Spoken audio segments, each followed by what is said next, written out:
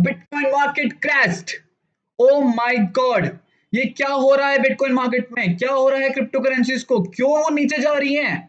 मेरा सारा पैसा डूब रहा है, मेरी सारी इन्वेस्टमेंट खत्म हो रही है। शिट मैन, मैं क्या करूं? क्या मैं पैनिक सेलिंग करके इसे सेल कर दूं?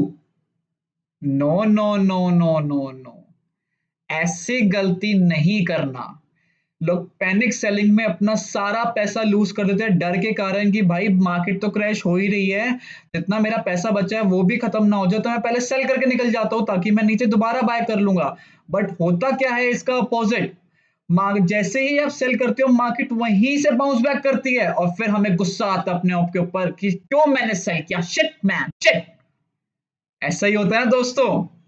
पर अभी कल इतनी ज्यादा पैनिक सेलिंग हुई है कि उसकी वजह से कितने लोगों ने कल अपना सारा क्रिप्टो करेंसी, अपना सारा पैसा जो उन्होंने कॉइन्स में लगाया था वो उनका डूब चुका है। तो अब क्या करें वो लोग सबसे पहले इस वीडियो को एंड तक जरूर देखें, साथ में चैनल को सब्सक्राइब कर दें और वीडियो को लाइक कर दें। क्यों? क्योंकि मैं बताने वाला हूं कि उनका पैसा नहीं डूबेगा। और क्यों नहीं डूबेगा वो आपको वीडियो के एंड में पता चलेगा। तो आइए वीडियो को अब शुरुआत करते हैं। सबसे पहली बात, मैं एक पैटर्न के बारे में बहुत टाइम से बात कर रहा हूं, और अगर आप मेरे पुराने सब्सक्राइबर्स में से एक हैं तो आपको पता होगा कि मैं फ्रैक्टल पैटर्न के बारे में कब से बात कर रहा हूं। मैं कब से कह रहा हूं कि एक डंप ऐसा आने वाला है जो पूरी मार्केट को शेक करके रख देगा, और ये वही डंप है जो अभी आप लोग देख रहे हो। तो gives a thumbs up to me if you have watched my videos and आपको पता था कि ऐसा डंप आएगा और आप उसके लिए ऑलरेडी प्रिपेयर भी थे। तो वो डंप क्या है, वो फ्रैक्टल पैटर्न कैसे बना, एक बार मैं उसको दिखाने के लिए आपको पुराने बुल मार्केट का भी एक चार्ट दिखाऊंगा जिससे आपको पता चल जाएगा, एक रेफरेंस भी मिल जाएगा, क्योंकि इस समय बिटकॉइन की हिस्ट्री रिपीट हो रही है। जी हाँ दोस्तों, हिस्ट्री इज रिपीटिंग इटसेल्फ। कैसे? आइए वो देखते हैं सबसे पहले। तो ये देखने के लिए हम एक फ्रैक्टल पैटर्न में आपको सबसे पहले दिखाता हूँ जो ऑलरेडी प्ले आउट हो चुका है बुल मार्केट के अंदर। वो फ्रैक्टल पैटर्न क्या था? वो ये था, पहले हमें यहाँ पे एक हाई मिला, फर्स्ट हाई, देन हमें सेकंड हाई यहाँ मिला, देन हमें थर्ड हाई यहाँ मिला, देन हमें फोर्थ हाई यहाँ मिला। इसके बाद क्या हुआ? इसके बाद जो हमें जो बीटीसी का प्राइस मिला वो हमें इस हाई से लो मिला, मतलब वो हमें लोअर हाई मिला। इसको मैं कोई और कलर कर देता हूं ताकि आपको पता चल जाए, तो इसको ग्रीन कर देते हैं। तो first high, second high, third high और फोर्थ हाई के बाद हमें एक लोअर हाई मिला, और यहीं से हमारा जो पैटर्न था, ये जो आपको जो फ्रैक्टल पैटर्न जो आपको अभी दिख रहा है, दिस फ्रैक्टल पैटर्न, ये एक सर्कुलर पैटर्न में कन्वर्ट हुआ और यहाँ से हमें सीधा डंप देखने को मिला।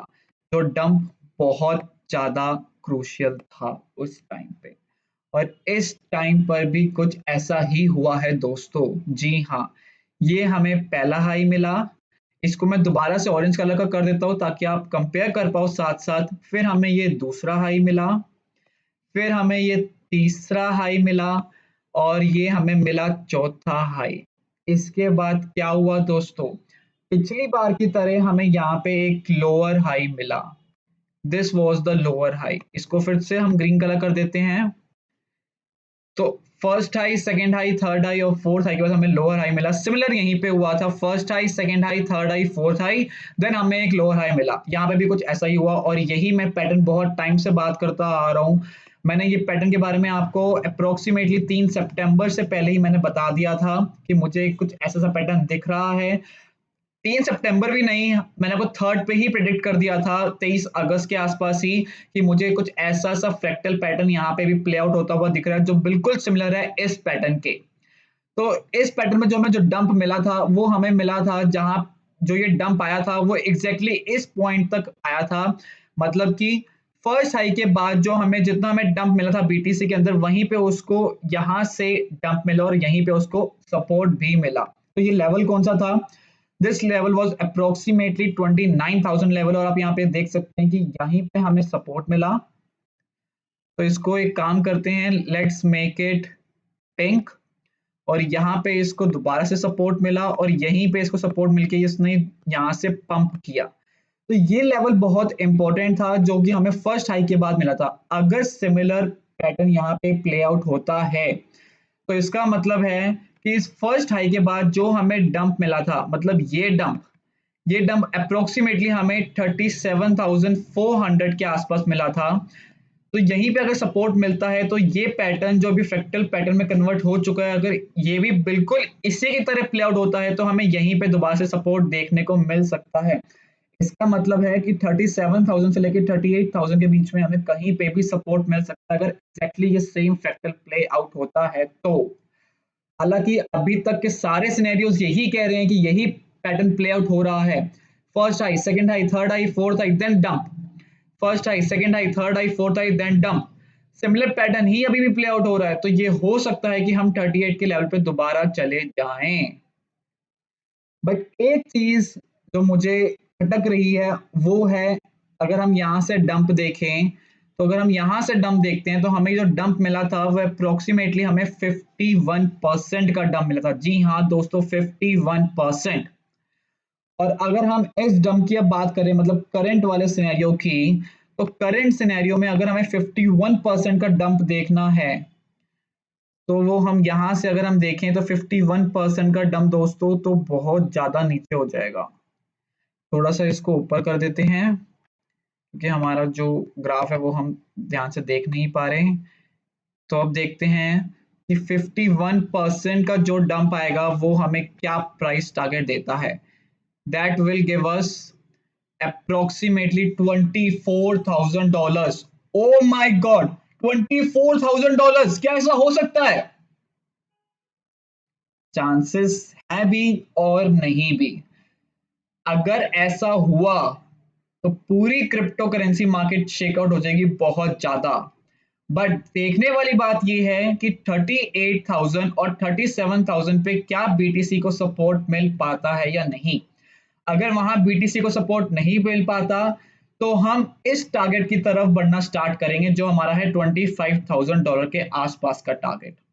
बट उससे पहले हमारे पास बीच में बहुत सारे क्रूशियल टारगेट्स हैं, और वो कौन कौन से, एक बार उनको भी स्टडी कर लेते हैं। तो उन टारगेट्स को स्टडी करने के लिए हमें इस एरिया के ऊपर नजर रखनी पड़ेगी, जो एरिया है आपका ये वाला। तो ये वाला जो एरिया है वो क्रूशियल एरिया है, which is I am really sorry, not this area but this blue one. क्यों? क्योंकि इस एरिया में बिटकॉइन 3 महीने तक, जी हाँ दोस्तों, 3 महीने तक उसने इस एरिया में सरवाइव किया है। ये एरिया स्टार्ट हुआ था आपका 19 मई को, और इसका जब ब्रेकआउट हुआ वो आपका अप्रोक्सीमेटली हुआ था 5 अगस्त को। जी हाँ दोस्तों, 5 अगस्त को। तो 19 मई से 5 अगस्त 3 महीने तक बिटकॉइन इस एरिया में घूमता रहा, जो कि बहुत क्रूशियल लेवल है। और एक लेवल जो बहुत क्रूशियल है वो है आपका 30,000 का, 31,000 और 30,000। ये लेवल भी बहुत क्रूशियल है। यहीं पे बिटकॉइन को बार बार सपोर्ट मिल रहा था। अगर बिटकॉइन इस ब्लू लाइन को, जो ब्लू लाइन हमारी है 41,000 को इस बार ब्रेक करती है, आप देख सकते हैं कि 41,000 पे कैसे हमें यहाँ पे रेजिस्टेंस मिली, हमें यहाँ पे रेजिस्टेंस मिली, हमें यहाँ पर भी रेजिस्टेंस मिली, और फिर हमें यहाँ पर भी थोड़ी सी रेजिस्टेंस मिली। तो इस बार हमें यहाँ पे सपोर्ट मिला, मगर हालांकि अभी हमें प्रॉपर सपोर्ट नहीं मिला है क्योंकि अभी तक ये डेली कैंडल है, ये डेली चार्ट है और डेली कैंडल है, तो अभी तक ये क्लोज नहीं हुआ है। तो जब तक ये क्लोज नहीं होगा तब तक हम कुछ नहीं कह सकते। बट हाँ, 41,000 का लेवल इंपॉर्टेंट है बिटकॉइन के लिए सस्टेन करना। अगर बिटकॉइन 41,000 के लेवल को ब्रेक करता है तो हमें इस पिंक लाइन के ऊपर हम देख सकते हैं कि बीटीसी हमारा जा सकता है, जो पिंक लाइन मैंने एग्जैक्टली 38,000 पर ही लाइक कर रही है, जो फ्रैक्टल का ही टारगेट है। तो यहाँ पे आप देखिए कि कैसे इस पिंक लाइन पे हमें प्रीवियसली सपोर्ट मिला हुआ है। डेली कैंडल जो होती है वो हमेशा, जो भी हायर टाइम फ्रेम की जो कैंडल्स होती है वो हमेशा ज्यादा ऑथराइज कैंडल होती है as compare to lower time frame candles. तो अगर ये ब्लू लाइन को ब्रेक करता है, 41,000 के लेवल को ब्रेक करता है, तो बिटकॉइन यहाँ पर जा सकते हो। कि आप देख सकते हैं कि जब जब बिटकॉइन ने इस लेवल को ब्रेक करने का ट्राई किया वो हमेशा नीचे गया। यहाँ पे भी उसने ब्रेक करने का ट्राई किया, नीचे गया। तो इस बार ये हो सकता है कि इसको ब्रेक करके ये यहाँ पर नीचे जरूर आए, और यही हमारा फ्रैक्टल का भी टारगेट है।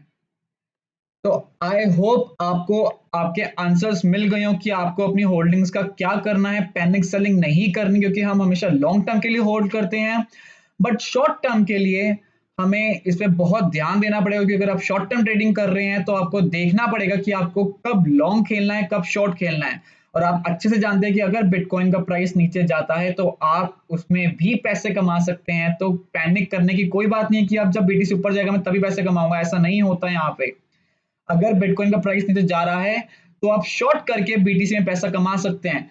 अगर हम लोग एक चीज को नोटिस करें कि अगर ब्लू लाइन से अगर बिटकॉइन नीचे जाता है 38,000 पर, तो वो हमें 8% की हमें ट्रेड मिलती है, और with 10x leverage that will be 80% trade. O M G, 20x 160% trade, 30x 240% trade. तो हमें ये चीज का ध्यान रखना है कि कब हमें ट्रेड में एंट्री करनी है और कब हमें ट्रेड से एग्जिट करना है। तो इस समय मेरे हिसाब से पूरा फ्रैक्टल प्ले आउट हो रहा है। अब मैं आपको एक चीज और दिखाना चाहता हूं, जो कि है हमारा एक बहुत इंपॉर्टेंट इंडिकेटर। एक बार उसको भी आप स्टडी कर लेते हैं। तो उसको आप स्टडी करने के लिए हम एक बार 4 आवली को थोड़ा सा जूम आउट करते हैं और देखते हैं कि क्या हो रहा है इस समय मार्केट में। शॉर्ट टर्म में समझते हैं कि शॉर्ट टर्म में मार्केट क्या प्ले आउट कर रही है इस समय। तो शॉर्ट टर्म में देखिए 4 आवली का जो हमारा जो चार्ट है, आप उस पे देखिए कैसे हमारा जो आरएसआई है वो इस समय ओवरसोल्ड सिचुएशन में है। ये एक गुड साइन नहीं है, क्योंकि यहां से बीटीसी को थोड़ा सा ऊपर आना पड़ेगा, या फिर यहां से बीटीसी को साइडवेज कुछ टाइम के लिए चलना पड़ेगा। क्योंकि ओवरसोल्ड या ओवरबॉट सिचुएशन में बीटीसी को अपने आप को आरएसआई के अंदर लाना पड़ता है, एक इस ब्लू एरिया के अंदर, पर्पल एरिया के अंदर लाना पड़ता है, तभी हमें एक अच्छी ट्रेड वहां पे दिख पाती है। तो यहाँ पे क्योंकि आरएसआई समय ओवरसोल्ड सिचुएशन में है, तो यहाँ पर बीटीसी कुछ टाइम के लिए उसको या तो साइडवेज चलना पड़ेगा, या फिर थोड़ा सा ऊपर जाके दोबारा से नीचे वो जा सकता है। बट अगर हम सेम चीज को 1 आवरली पे एक बार अगर हम चेक करते हैं, तो 1 आवरली पे जो हमारी जो आरएसआई मिल रहा है वो इस समय ऑलरेडी ओवरसोल्ड सिचुएशन से इस ब्लू एरिया के अंदर आ चुका है।